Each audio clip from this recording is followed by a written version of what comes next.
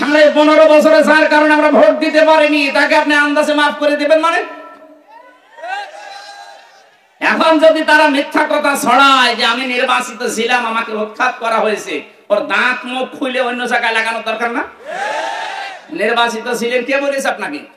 এই জন্য যারা এতদিন এই 8 সাল থেকে 24 সাল পর্যন্ত যারা দায়িত্বে ছিল এদেরকে সাবেক এমপি সাবেক মন্ত্রী বলা জায়েজ নেই, কারণ এরা নির্বাচিত না, ভোটে এরা জোর করে এতটুকু বলতে পারেন এরা ভোট চোর।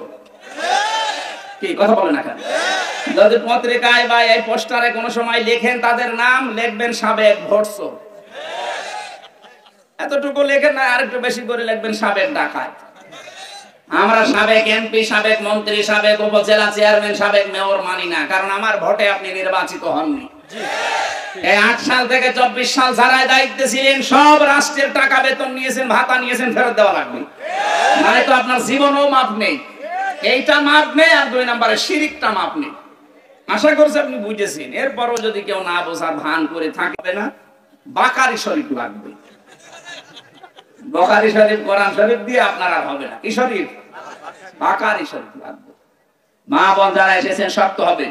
স্বামী যদি অবৈধ কোনো পথে পা বাড়ায়, দরকার হয় ওর সংসার ছেড়ে দেন, ওটা ছেড়ে দিয়ে অন্য জায়গায় বিয়ে করেন।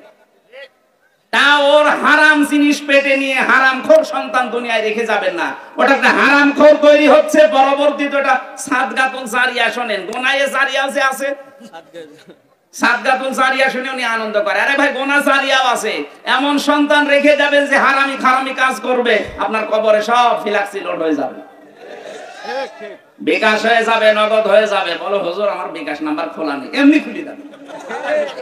আবার খোলা লাগবে? আপনার ছেলে আর মেয়ে যা করছে খোলা লাগবে?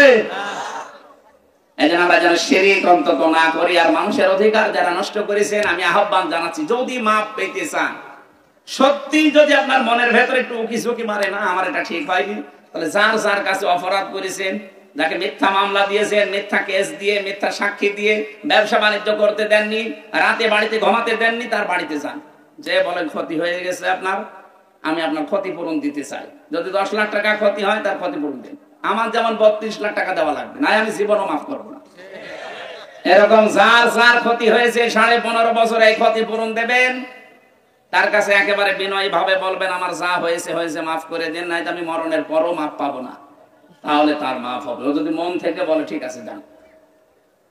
আমার মনে হয় এরকম এ দেশের 18 কোটি মানুষের যদি কাউকে মাফ করে দেয়, ব্যারিস্টার আরমানের বউ জীবনও মাফ করবে না।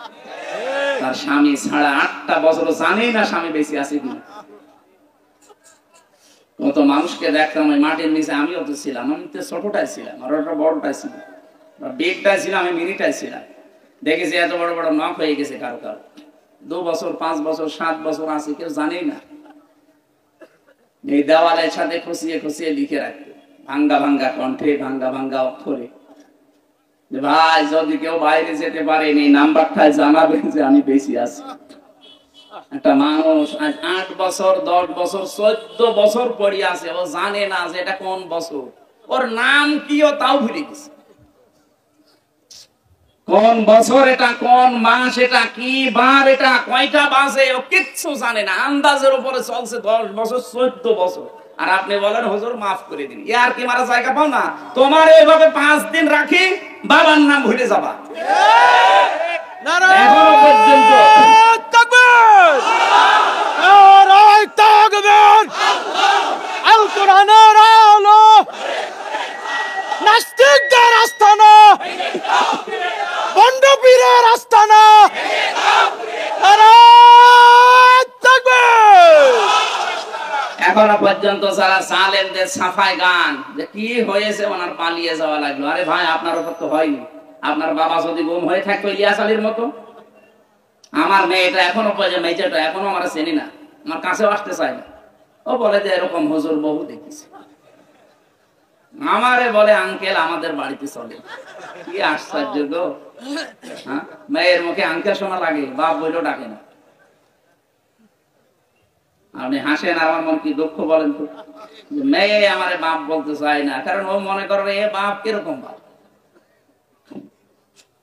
এই জন্য যারা এইরকম অপরাধের সাথে জড়িত ছিলেন এখনো জালেমদের সাফাই গান। নবীজি বলেন কেউ যদি জানে যে লোকটা জালেম, জানার পরেও কেউ যদি তাকে সাপোর্ট করে, ভালোবাসে, সমর্থন করে, ও আমার উম্মত থেকে বের হয়ে যায়।